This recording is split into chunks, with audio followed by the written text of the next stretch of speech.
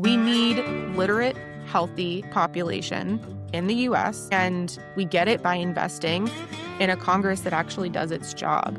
And unfortunately, a lot of folks have proven that they don't have the chutzpah to do it.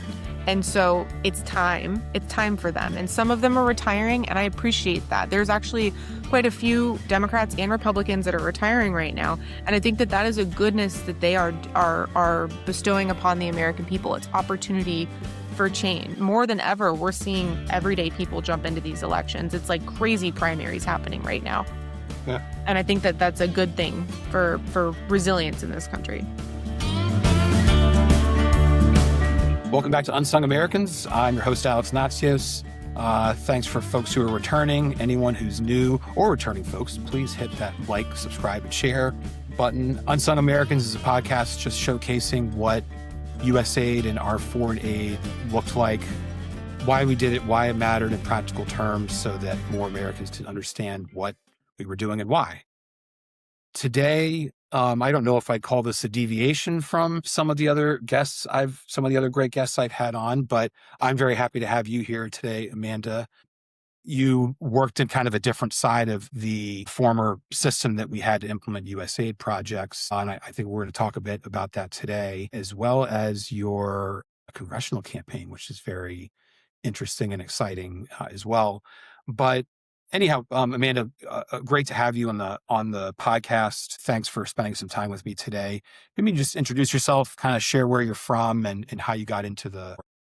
Yeah, absolutely. Thank you so much for having me on today, Alex. It's a real honor, and it's been a weird year. So how I got into the work, specifically the USAID work that I was doing over the last decade, I studied at Florida State University. I was absolutely in love with the program I studied there. It was international affairs, public administration with a focus on emergency management and economics. In graduate school, knew that I wanted to commit myself to service and impact, and I thought maybe actually becoming a diplomat was going to be the route that I would take. It's what a lot of students, I think, assume that they're going to do and how they're going to support the U.S. in presenting well overseas.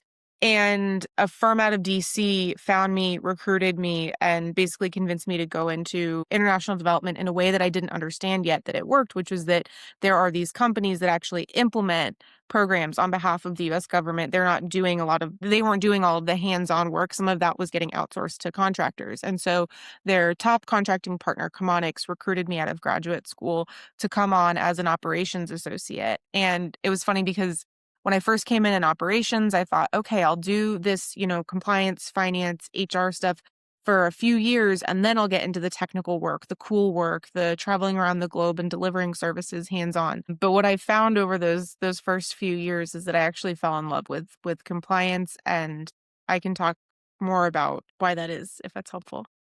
Yeah, I think we can get into that. It's interesting. I mean, it's not on the surface necessarily the most exciting topic, right? But like you said, sort of like falling in love with it. It's the whole premise of it is figuring out how to do work well in a way that's accountable, in a way that's systematic, in a way that's consistent, in a way that's fair. And I mean, I don't mean to answer the question I dealt with this quite a bit because I ended up at a contractor to kind of start off my career as well. And then not primarily, that's where I worked was different USA contractors as well. And that's what we spent a lot of time doing, especially early on, is kind of learning. You don't just go out and start throwing money around. You don't just show up in a country and take American tax dollars and hand them to a foreign government without any kind of accountability process, system, mechanism, ongoing monitoring, et cetera, right? But anyway, yeah, maybe speak a bit to what does it mean from your perspective? What was compliance? What were the systems and the kind of processes we followed? And why did we do that? Yeah, absolutely. And before I jump into that, you touched on something that I think folks don't always realize. It's the affordability of the work that we're doing and how you're stretching the American dollar, essentially. So what you were talking about with when we're going in and doing that work, one of the things that I realized early on was we don't it's expensive to just fly Americans in and to post Americans overseas. The more that we have systems and processes in place that allow us to monitor programs, and the more that we lean on local staff who are more familiar with their economies, with their communities, to do the hands-on technical work, the less American dollars it costs us, right? And so that's part of that. That's part of that efficient use of the taxpayer dollar. And that's what I fell in love with figuring out is how do you stretch this as far as possible to get all the outcomes that we need to report on to the government.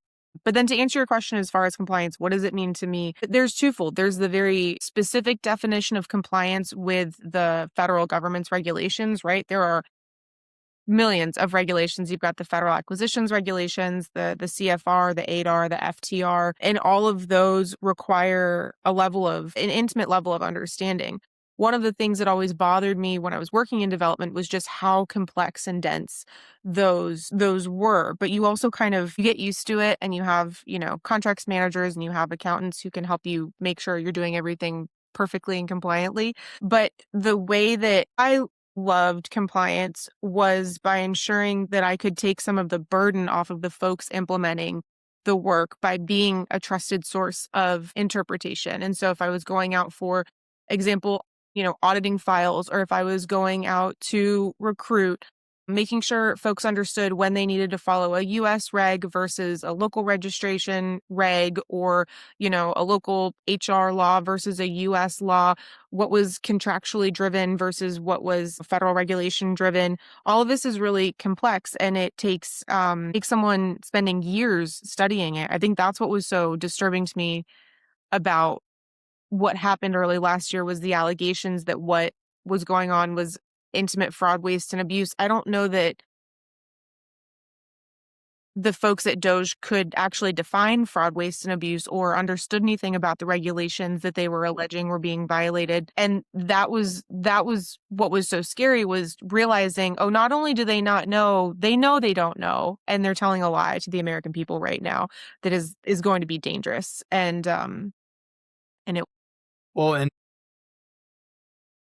there's an interesting sort of, not, it's not interesting. There's a really frustrating inconsistency, contradiction, just actual example of dishonesty and dysfunction in the larger system that I think actually has more to do with, no, it doesn't have more to do, it's entirely about politics rather than being about, like, oh, this this bureaucracy that's so problematic that has become this politicized topic in the past year plus, right?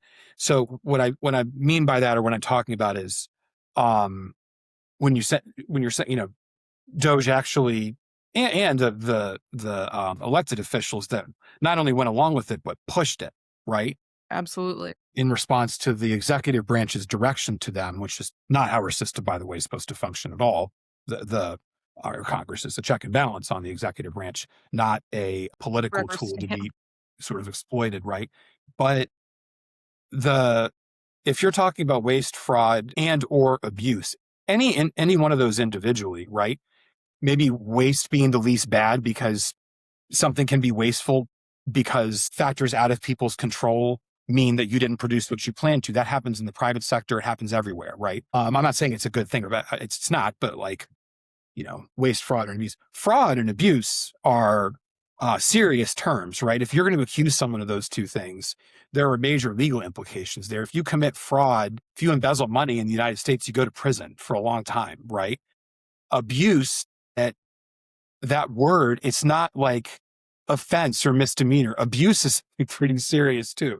So when they use those terms, I think it's crazy. And I also think, when I'm speaking to the dysfunction of I think that this point of dysfunction we've gotten to during this hearing a year ago, which was the main hearing where they attacked USAID and said, look at all these terrible things these projects are doing.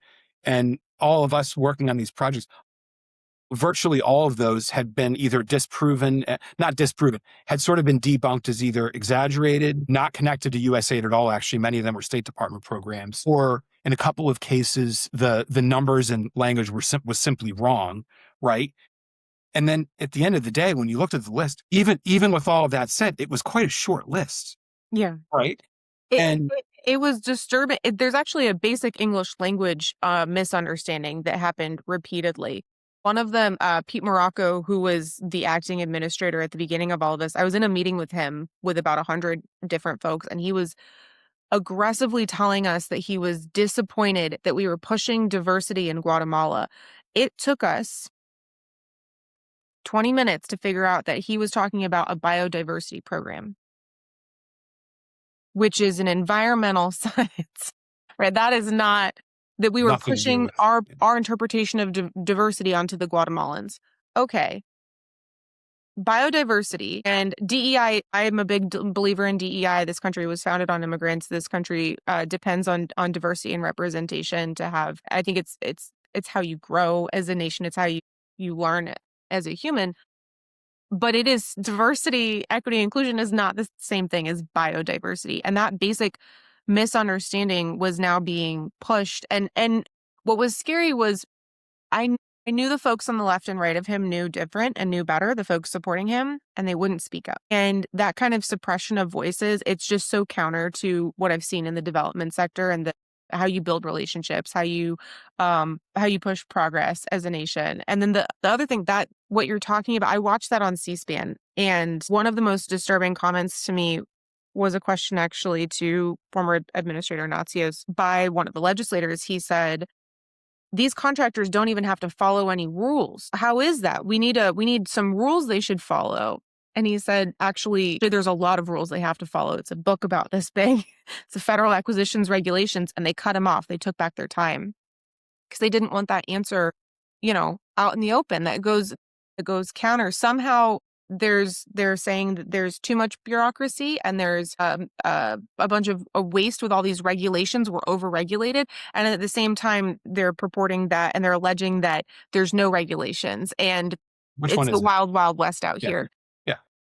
I don't know if it's Schrodinger's. I'm going to get the metaphor wrong, but I don't understand how you can both be over and under regulated the way Right. that they're pushing. Yeah. And I mean, I had to understand or learn, understand, and apply the rules from that crazy federal acquisition regulation book you're talking about for much of my career, just like you did.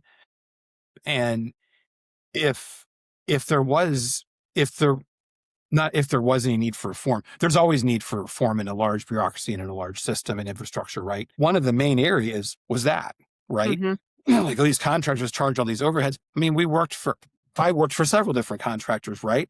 I mean, we had independent auditors that came in and checked our books every year, not every 5 years. We weren't years behind like the Defense No. Department is and not passing audits. We're passing the audits every year. If the auditors would find something, who paid for it? The taxpayers didn't pay for it. The company that USAID hired paid for it, right? Mm-hmm. That's how the federal government that's how it actually works. And I think, I mean, I think you can speak to this and we can kind of segue into something else based on it. But, the idea that we weren't following rules, that these overheads were there because, these contractors were making all this money or it was all wasteful. I mean, all that money was paying for people to kind of implement these projects in a way that was accountable, responsible, compliant, et cetera, right? I mean, Yeah. that was that. Yeah, and what I'll admit, I was cautiously optimistic at the beginning of that project to assess what kind of fraud, waste, and abuse was happening with USAID when they put Marco Rubio in charge of it, because Marco Rubio has been a huge ally. He's scrubbed his Twitter and all sorts of things now. You can't tell now, He but he used was. to be a huge ally to foreign development, and he understood that disease suppressed overseas is disease that is less likely to make it to our borders, and that economies supported and education systems supported mean that you're less likely to have refugees on your borders needing support. And so how do you suppress overwhelming mass immigration? How do you suppress disease overseas? It's through international development. It's through strong allyship. It's through participating as a member of the whole world. So I was cautiously optimistic. It became very apparent to me within like a week that this was a hit job. And I think one of the other things that I always ask folks, particularly when I'm on the trail and they ask me about USAID and they want to push the idea or the narrative that it was a criminal organization, I ask, so who's in if there was widespread fraud, waste, and abuse, And as an operations director and someone who signed off on a lot of budgets and contracts in the millions and the multi-millions of values, why have I not been charged? Why have I never even received a call from law enforcement? I might now that I'm on the campaign trail because, you know, Because that's what they're doing now. that's where we're at as a country. But no one at my firm's been arrested. And that's another thing I think that I always like to ask folks. It's kind of that, it's just the example. The way it works when you think that there's fraud, waste, and abuse on a program, you have a lot more resources at your disposal as a federal contractor than someone in the private sector does, fully private sector. You have not only your internal controls that your company has created, because you're exactly right, it comes out of their profits when they're found of wrongdoing. You also have an Office of Inspector General that you could call. And so because I worked at the firm that implemented about 30% of the programming, at least in the last year that I was there, because of the size of the procurement supply chain management program, we had a really close relationship with the Office of Inspector General, and they would come talk to your average employees and talk to us, not just executives. They'd come talk to us and explain exactly how we could get in touch with them, exactly what they were looking for. They'd tell us examples of really sneaky types of fraud that they'd uncovered, in the past few years. And it was your responsibility, if you saw anything that didn't smell right and you were remotely concerned about reporting it internally, to be reaching out to the Office of Inspector General. If we have these incredible, most of them are veterans, the inspector generals, a lot of them, they have law degrees. They have investigated heinous crimes. They've investigated everything from mismanagement of taxpayer dollars to sex crimes. They've investigated all sorts of things. Right. Why was that the first office that this administration dismantled? If we're looking for fraud, waste, and abuse, why aren't we calling the guys who have been sussing out fraud, waste, and abuse on behalf of the American people and the American taxpayer for decades? A highly esteemed office that is nonpartisan, that has a strong track record. It just shows their hand. But if you aren't familiar with it, you're not intimately familiar with the importance and the integrity and the persistence of an inspector general, you might not know that check and balance already existed. And it was one of the first things that this administration dismantled coming into the power. One of the most unpleasant experiences I had when I was working overseas on a USAID project was dealing with the Inspector General, who's actually, they were overly, what's the word? They were going too far to try to find something just because they wanted to find something, and they didn't. Yeah. But it was, we got brought into the embassy, me and, one of the higher ups at the time. This was in Haiti. And, they put us in, shut us in a room for several hours on a Saturday morning, and there was no one there that day. And it was like, it was like almost like getting, shut down. They went to they went to great lengths to, to make sure there wasn't anything happening. I did actually see recently, I don't know if you saw this, and I don't know if it's been fully kind of reported out on, but apparently they've taken a lot of the same people that you're talking about that were in that Office of Inspector General from USAID, and they've put them back in charge of oversight of the remaining foreign aid programs, or the $50 billion that just got appropriated to do foreign aid work. They've put the same people. So once again, how does that, either you don't believe yourself, you're lying, you're incompetent. It kind of feels like all three at the same time, It's a media blitz, right? It's an attempt to say, look, this awful thing was happening and we fixed it. We fixed it quickly. But they know because Trump was in power before, right? He knows the value of international development. Ivanka knows the value of international development. She takes advantage of it all the time. They know that it's valuable, and they know that their most staunch supporters are not going to track whether or not they're continuing to do it. And so now they are quietly standing up programs again, and they're doing it through the State Department. And it is it's fascinating to see the hit jobs they put out, and now to see them, stand it back up with the same folks, because they know the work is important, they know it's valuable, and they know that it's meaningful, particularly when you look at things like disease suppression, which is as nonpartisan as it gets, right? No one wants disease. So, yeah. I think there's some people in office right now that for some reason want the measles to come. I guess that's true. That's a different topic. Yeah, and we're in Florida. It's extra special here in Florida with our Surgeon General as well. But anyhow, So you're in Florida, and you grew up. You're from Florida. You're Yes, right, and that's how partly the Florida State connection there, right? Florida State University. So you're running for Congress, right? I am. Maybe the two kind of bigger questions we can I'd love to hear more from you on are, why did you decide to run for Congress? And you can answer these in either order. Actually, doesn't really matter. I'm very much interested. Why did you decide to run for Congress? One, and two, how would you kind of describe your positioning politically on the political spectrum?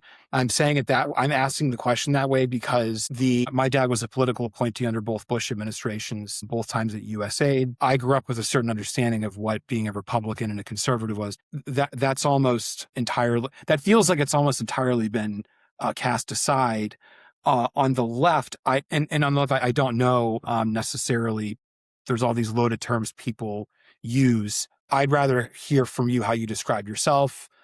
Kind of what you're running on and what you care most about. Yeah. No, I appreciate the question. The why is pretty easy. This tells folks exactly how old I am. The presidential election that I was old enough to vote in, I voted for Barack Obama. And I was in college, and it was the same, I think, month that we were declaring our majors. I was a freshman in college. And it showed me, I thought at the time, that the country was moving in a direction that I really liked, in a very progressive direction. It felt like we were leaving behind some old scars, and we were moving forward, and I could focus on international affairs. And I didn't need to worry as much about my own backyard. And what I learned, you know, in school, yes, I was focused on emergency management, public administration, economics. It had this global focus, but focusing on the world brought me a lot of joy, and I was comfortable that the US was in a good spot. Why I'm running for Congress now is that this current administration and what's been going on over the last year has required me to take a good look at Florida. It's required me to take a good look at North Florida specifically and my district. And the reality is, we've gone from 1 in 5 to 1 in 4 families being food insecure in my district in the last decade. We have less rural hospitals than ever before. Disease is on the rise. HIV/AIDS is a report's about to come out for my county that HIV/AIDS is on the rise here in my county, in Leon County. And to know that things like famine, access to healthcare, disease, that we're regressing as a nation, it's disturbing. And so I was already starting to have this kind of internal debate of, do I need to start focusing domestically? But then what happened last year, so the answer is twofold. My instinct was starting to be, okay, I need to look at my own backyard. Things are not okay here. We're not okay. And last year when all of this started and I saw Congress be completely baffled by what it actually takes to hold contractors accountable and what they actually should be looking for fraud, waste, and abuse, and who is really failing their audits, which is DOD, or I should say DOW now, contractors. I realized that we didn't have many folks in Congress who had an intimate understanding of how the regulations that we actually have work, right? They write legislation, it informs regulation.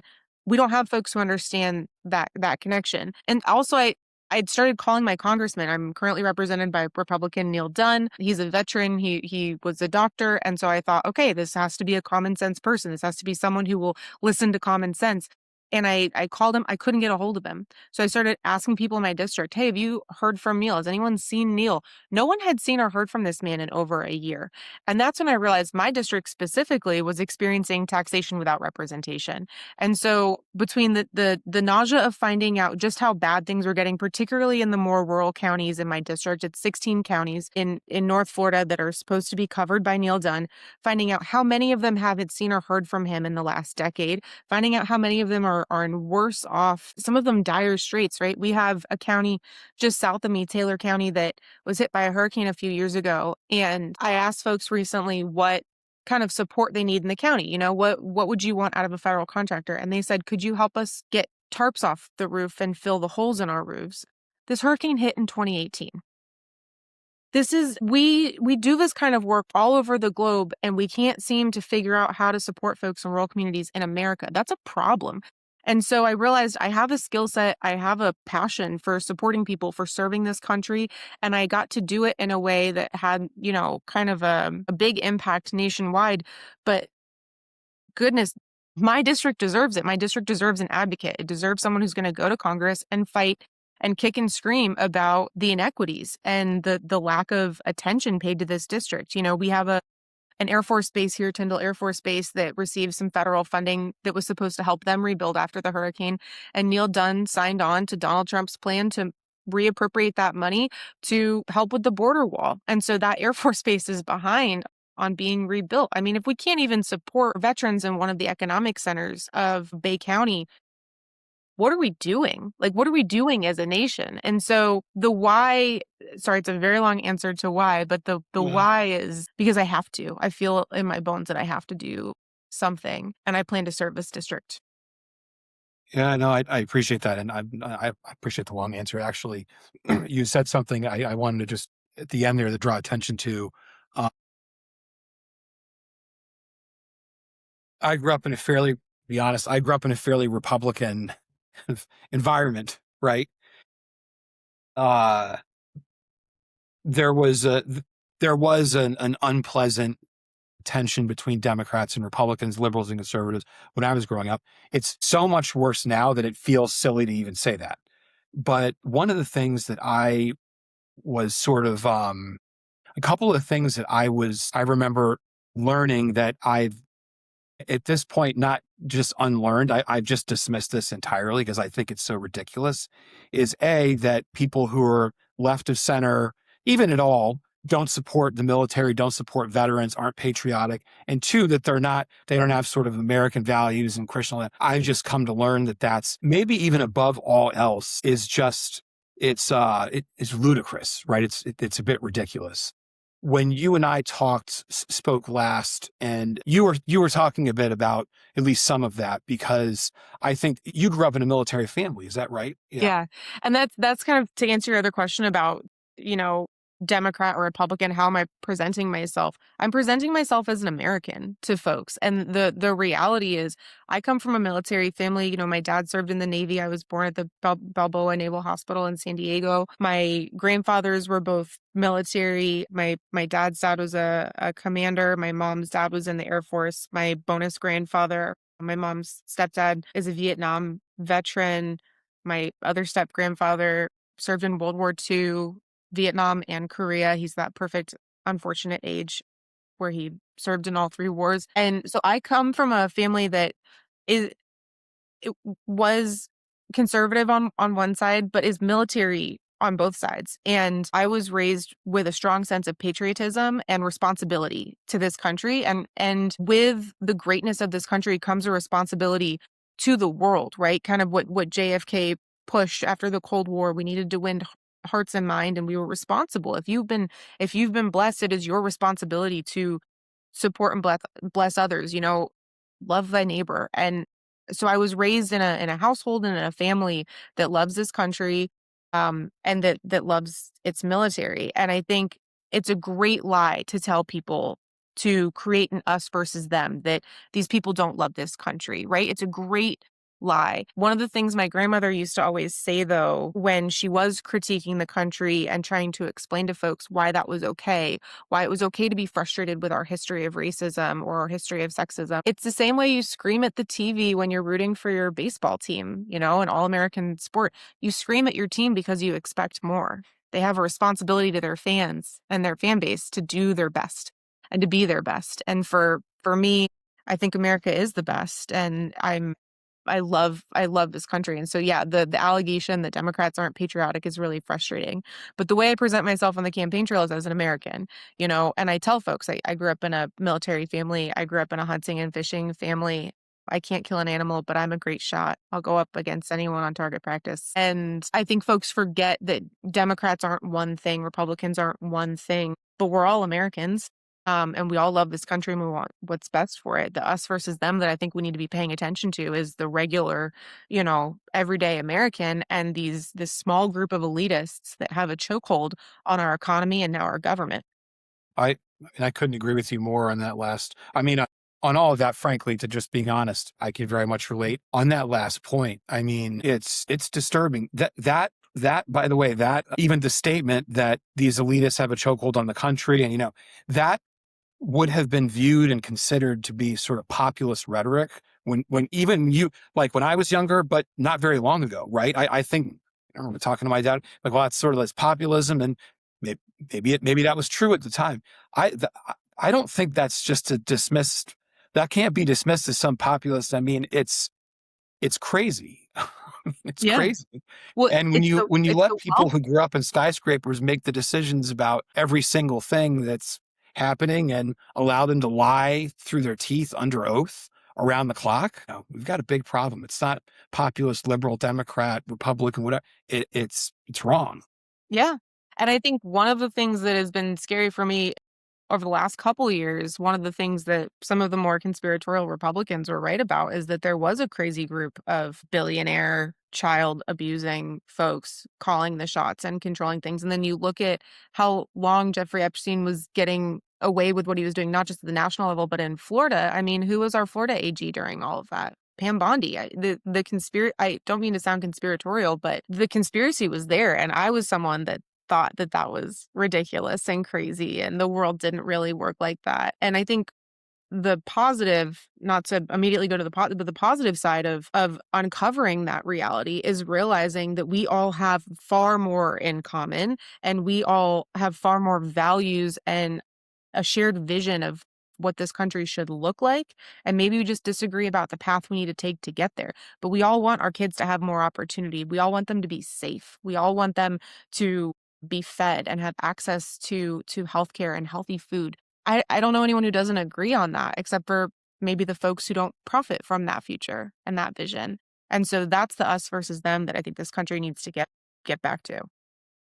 And I I think I felt the us versus them more than ever in this past year because, you and I experienced well, not a similar thing, the same thing of, losing our work and careers and the work that we cared about. And it was done based on lies. It was done illegally. It was done wrongfully. It's cost many people their lives overseas who we were taking care of. But I find myself getting sucked into the us versus them, and it's terrible for everyone, right?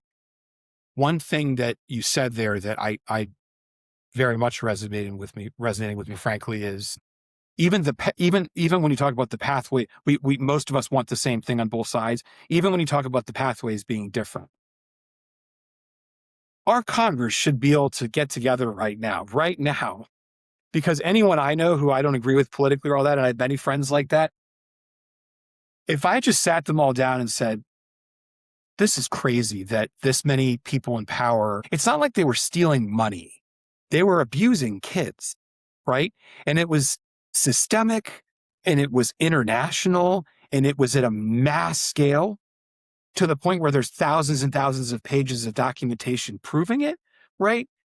If I just sat people down, it wasn't Congress, and everybody had even crazy different views, and I said, there's a bunch of people in power who've been abusing kids. How do we stop this and do something about it?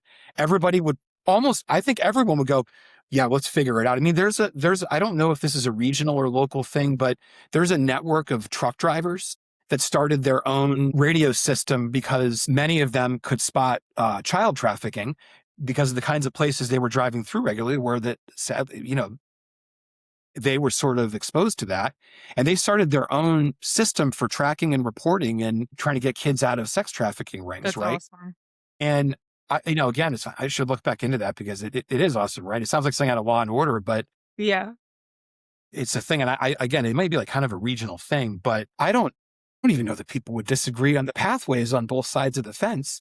Yet somehow this is still not blown up to the level that one would think. And I know I've gotten pretty far away from talking about foreign aid work here, but we're talking about the moral character of America. So whatever. Well, it is. No, it's the moral character of America. And I think what I find though is when I talk to everyone in my life, we all agree. Yeah, not only on the outcome that we want, but also on the pathway, which is everyone involved needs to go to prison in order to keep kids safe. the folks who don't agree include certain members of Congress, certain members of this administration, and owners of the media. Even if you look at, I mean, that's why podcasts are so important, I think. And that's why independent media is so important. Even the left-wing media is owned by a small contingency of people who influence what can actually be reported, right? We've seen interviews this week polled that they don't want, and they're alleging it was the FCC. Maybe it was the FCC, maybe it was the owner of CBS. Who knows? But the reality is we're starting to get more and more confirmation every single day that like 7 guys are pulling the strings on what we can access, how healthy our food is, whether or not we get affordable healthcare in this country, and whether or not child sex predators actually are held accountable, of which probably half of them are, right? So it's disturbing, and I think the way that you unify the country is by ensuring that we have independent media sources who are deviating a bit from their standard topic and openly talking about what is insane right now. Yeah. And it's hard not to be reactive, demoralized, furious. It's hard not to be. I just can't help but to keep thinking, just based on this conversation, what we've kind of gotten into here, sort of unintentionally, frankly. What is that process, right? Like getting people in the room and saying, what are we trying to accomplish? What are the biggest problems we're trying to solve? And you'd be able to see when you hopefully get into Congress, right? When you get elected, you'll Yeah, be able to see in the room who actually wants to solve something and who's protecting their, their donor protecting their bank class. account. Yeah. Um, it's all about finding common ground, which, is also what international development is about in a lot of ways. But it's all about finding that common ground. And from my perspective, we have a lot of folks, Republican and Democrat. I don't usually do the both sides thing, but I'll do it right now. We have a lot of folks in Congress that have been there for so long and are so beholden to their donors that they no longer fully represent the voices in their community. And the reality is Americans overwhelmingly, when surveyed, want the Epstein files released with only victims' names redacted, not billionaires' names redacted. I don't think any of them were victims. And they desperately want those folks held accountable. The way that we actually see change and progress on this is in these midterms. We need folks primaried. We need to take back the House. And folks keep talking about a blue wave. And I'm running as a Democrat. I am a Democrat. I'm a proud Democrat. But it's not just a blue wave that needs to come. It's an everyday average people, new politicians that needs to come, because that's how we get a majority that's going to come together and not constantly vote party lines or wait for, Mike Johnson or Nancy Pelosi to tell you how you're going to vote. That's insane. That's not It is. representation. That's a sport. That's 2 teams playing against each other. That's not the American people getting together and determining what works best for them. And so what do? We need to elect people that work best for us. And the hard thing about it is these incumbents have incredible machines behind them and they have big donors behind them. But what I'm seeing happen and what I'm getting kind of to you know, peel back the curtain on by running for Congress as like a normal person who had no ties to politics before this race is that even some of the like millionaire donors are starting to realize that this is not good for a stable future. This is not good for a stable economy. Their grandchildren don't have a bunker to go to. They're not billionaires, right? So folks, I think, try to vilify everyone who's wealthy. We don't need to do that. There's a small Yeah. minority of billionaires, multi-billionaires that are calling the shots. Everyone else stands to benefit by investing in a prosperous America where we don't have elderly folks out on the street because we ran out of funding for Social Security, where our kids are healthy and aren't contracting measles because we have failed them as a nation, and where kids are fed and they're literate, right? We need literate, healthy population in the US, and we get it by investing in a Congress that actually does its job. And unfortunately, a lot of folks have proven that they don't have the like chutzpah to do it. And so it's time. It's time for them. And some of them are retiring, and I appreciate that. There's actually quite a few Democrats and Republicans that are retiring right now. And I think that that is a goodness that they are bestowing upon the American people. It's opportunity for change. And so, what can folks do right now? Look at your district. Determine if your representative, and there's some, I should just say, also so I don't get slaughtered. There are some incumbents that are still trying really hard to do their job and listen to their communities and advocate, but it's a slog and their colleagues aren't helping them. And so look at your district, make a fair assessment of whether or not your representative is representing your district, and get behind someone who you think can make a change, a normal person. More than ever, we're seeing everyday people jump into these elections. It's like crazy primaries happening right now. Yeah. And I think that that's a good thing for resilience in this country. I couldn't agree more. I hope that things take a turn and that we get to a place where it feels like more people across the board are winning. Sort of like right now, it feels like the whole end game is let's make everyone accept us in this little tight, this little group of corrupt billionaires.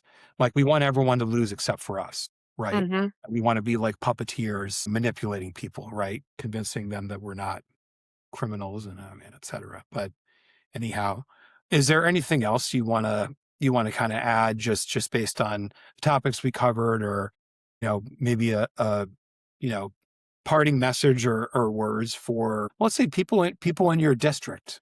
Yeah, no, people in my district are proud, and we don't want handouts. And I'm here to tell you that I'm not here to give handouts, right? This district just needs the help that it deserves and the help that it's paid into. We pay our taxes here. We are a productive people, and we have not had sufficient investment in North Florida. We are the forgotten coast, and that's what folks call us because of how beautiful our coastline is and how underdeveloped it is compared to the rest of Florida. And I'd love for that to maintain. I love how beautiful the nature here is, but we cannot be forgotten as a peoples, and the federal government cannot forget the value of North Florida. And I promise that when I serve this district, I'll never forget. So it will not be the forgotten coast if I'm here. And the other thing that I just want to shamelessly plug, we may be in a special election here pretty soon. Our current representative has already said that he won't be running for re-election. He may step down earlier. There's a lot of credible reports coming out of both Bay County and out of Washington, D.C. that he may step down. If that happens, we'll be in a special election. You're looking at 8 Republicans that are already running and tearing each other down publicly. I just don't think we have time to tear each other down. If you're looking to support, we are looking for volunteers. We are looking for donations. We won't take billionaire money, which is a little bit tying your hands behind your back because billionaires love to invest in campaigns, but I won't take billionaire money. It doesn't sit right with me. They have plenty of representation in this country. And so if you're looking for a candidate and a campaign to support just an American who desperately, desperately believes in the future, I'm here. I want to hear from you. I just realized one of my son's little carrier things, I just had my son 5 weeks ago. So one of the things my volunteers love, they sit at my dining room table and you get to hang out with a very cute baby. So it's a perk of volunteering with this campaign. 5 weeks. Good on you. Yeah. Congratulations, and wow. Thank you. Thank you. Yeah, it was crazy on the trail in the 3rd trimester. Got a little intense being in 3 or 4 counties every week, being that pregnant, but the support we've received is incredible. And like I said, I have a huge family and they're all chipping in. So it's been really cool to have him on the trail. Yeah, that's great. Amanda, thanks so much for talking with me today and spending a lot of time kind of talking candidly about what our common work was, what the system really looked like, and then kind of shifting over to, I think, the good things that you would do and accomplish for North Florida should you get elected. Thanks. Alex Natsios, thanks so much to everyone who listened all the way through. And again, subscribe, and share, especially with your skeptical friends, family, etc. Signing out, Unsung Americans.